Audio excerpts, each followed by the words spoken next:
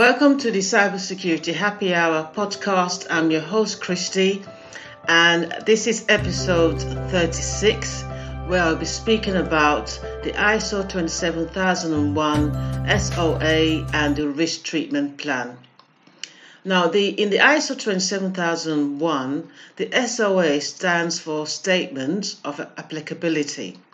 Now, what this means is this SOA is the key document when you're implementing the ISO 27001 standard in readiness for the certification, so your ISMS.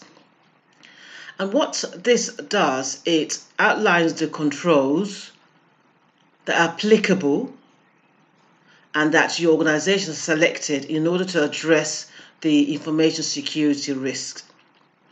Now, of course, without saying, you should have at hand the ISO standard, the ISO 27001 standard, and also the ISO 27002, and obviously if you've done your risk assessment, the ISO 27005. At this stage, you would have done your risk assessment. For you to understand the steps for the risk assessment, you can go back and listen to the previous episode. So, what are the first things that you will need to do in order to prepare for this stage? Firstly, you need to identify what the relevant controls are for your organization. So you will document and review the list of controls that is in Annex A of the ISO 27001 standard. And then once you identify which controls again are applicable to your organization based on the risk assessment you have carried out previously. Secondly, then you need to look at these controls and also assess the relevance of these controls. So you have to evaluate each control that you have identified and listed, again, aligned with the context of your organization, which you should have understood in the first place. So the context of your organization, you understand that, you know what the operations are, and you know what your organization's security objectives are. And then you have to look, okay, these controls, are they necessary and appropriate for your requirements? Thirdly, then you've assessed them, then you're going to choose the applicable controls, okay, that are relevant for your organization's ISMS. It differs for different organizations.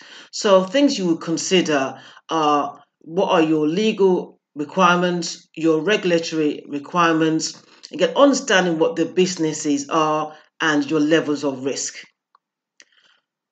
Then you move on to the next stage. Then you're going to think, okay, we're going to determine what controls we're going to implement. Remember, you're at the implementation stage. Then you're going to assess the current status of the implementation for each control. Okay, do you have it in place already? Is it already implemented? Because sometimes the control is there already. Okay, then you tick it. Or is it what? So what I say is it fully implemented, or is it partially implemented? Okay, or it has not been implemented at all. So those are the three options. And then the next thing you're going to do, so I'm walking through this step by step, is to what? Then you plan what controls you're going to implement. So with any sort of planning, you have to develop a plan, a step-by-step plan of the controls that you have selected. Okay, and also you're going to have to document who's responsible for the implementation, who's responsible for those controls, any necessary actions, the timeline, how long will it take for you to implement that control, and any resources you might need, okay, financial resources, human resources, etc. So the next stage now, you're going to document your SOA, okay? So because you have to create an SOA statement, and with that statement, anyone looking at that statement should have a clear understanding of what your SOA is. So you're going to create a list of the applicable controls, documenting what the control objectives are. You're going to describe the controls as well, and implementation. What stage of implementation are those controls? For each control, you're going to have to do all this work, okay? And then, of course, you have to justify either is it applicable or it's not applicable. So you can't just say it's applicable. Okay, you can document it. Then if it's not applicable, why is it not applicable as well? The stage is you're going to have to review. You review these controls and you must seek approval. Okay, so you've written a draft of your SOA, and then it has to be submitted or approved by the relevant stakeholders. So who are the stakeholders? Again, top management will certainly be involved. So you have to consider other information security professionals, definitely the internal audit. And you want why? Why are we presenting them? You want to get their feedback. Okay, and then obviously the approval and sign off of the SOA. That's been done. Now you're going to have to communicate this SOA and again ongoing maintenance to again the relevant parties such as the members of staff within the organization. So you should have a way of either publishing this. Again, it's not a static document. It should be continually reviewed and updated because things do change, legislation do change, your requirements do change, your region might change, the size and the scope may change. Okay, so again, this must be continually improved. So not just in the scope, the risk profile of your organization may change as well.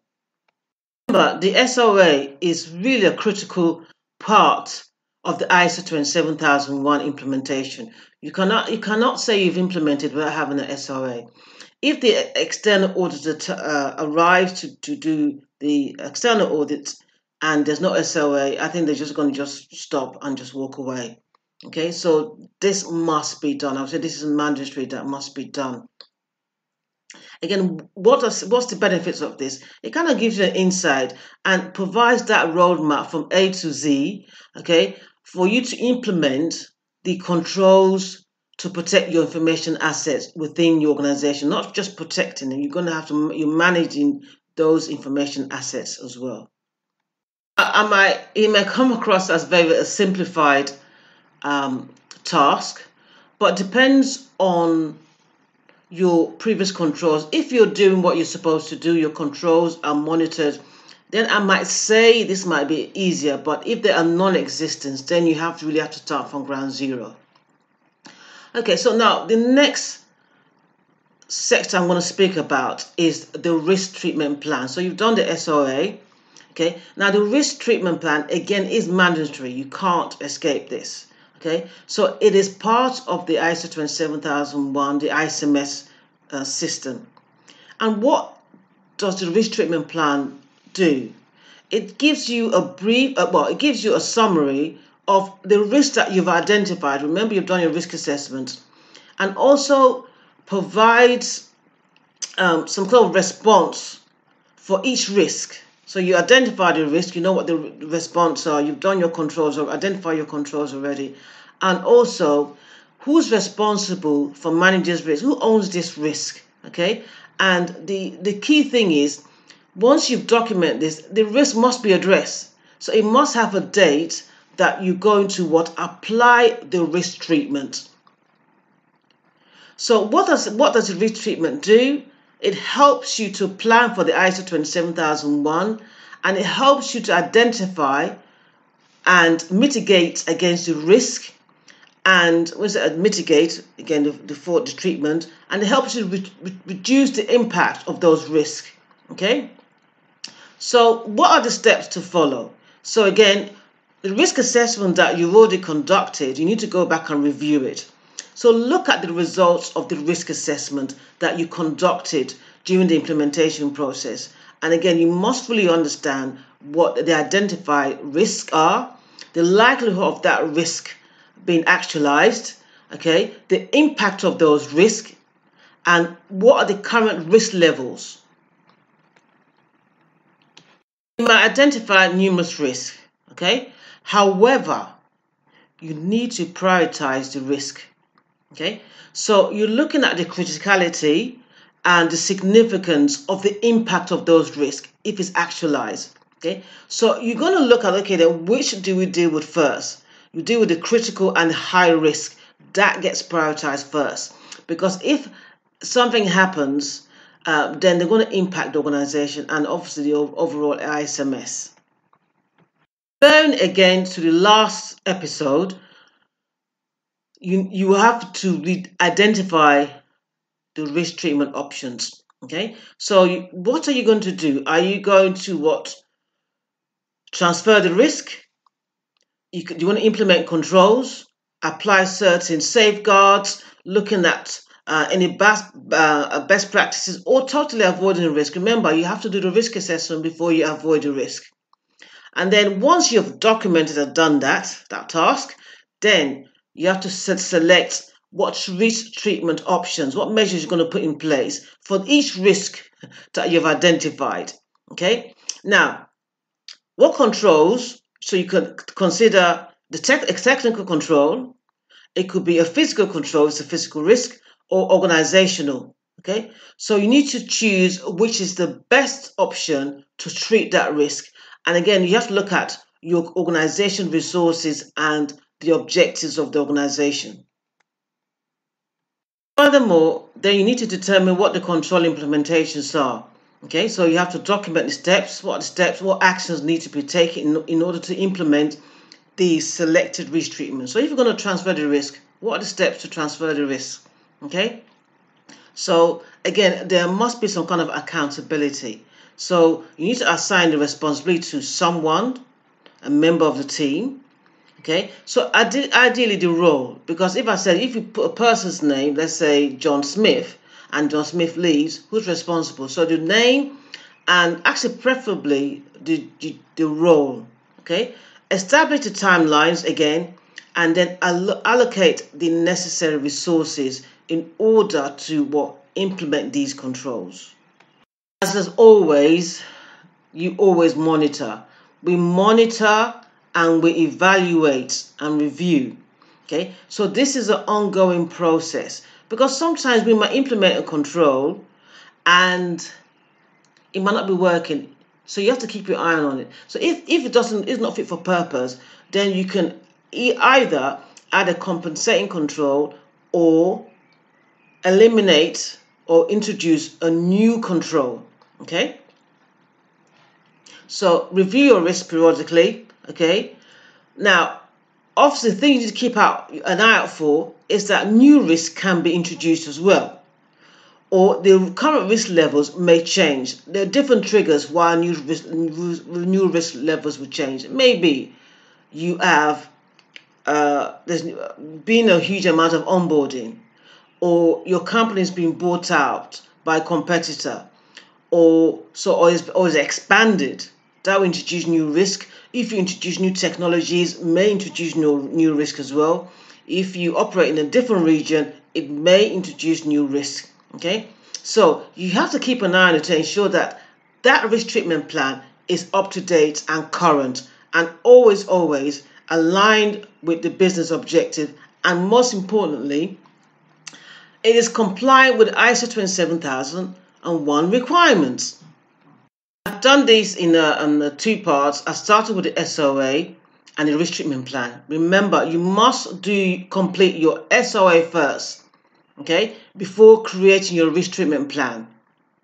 Why? Because your SOA will identify which controls that are required or needed that need to be implemented for your IT security risk treatment plan. So the SOA must be done first, and then you do your risk treatment plan. But prior to that, you would have done your risk assessment. That concludes the podcast for today. Thank you for joining me on this episode, the Cybersecurity Happy Hour podcast, and I was discussing the SOA and the risk treatment plan. We covered a lot of ground today, discussing these topics.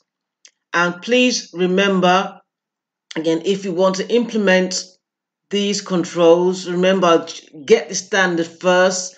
Okay, the standard control and ISO 27002 if you're new to implementing. Okay, now we hope this episode has provided you with valuable insights and practical knowledge that you can use to apply when you want to implement an ISO 27001 or ISMS. Okay, Sincerely want to express and thank you for your continued support and being a part of my podcast community. Your feedback and questions and suggestions are always welcome. You can reach out to me at podcast@intexit.co.uk, or you can send a comment when you listen to this podcast. If you enjoyed this episode, I would greatly appreciate if you could subscribe to our podcast and leave a review on your preferred platform. What this does for us, it helps reach more people who can benefit from the content that I share with you. Now stay tuned for any upcoming episodes where we dive into anything cyber. Okay, I'm here to bring you more topics and insights. Until next time, keep learning, keep growing, and taking action. Thank you for listening, and I'll catch you up in the next episode of the Cybersecurity Happy Hour podcast. Goodbye.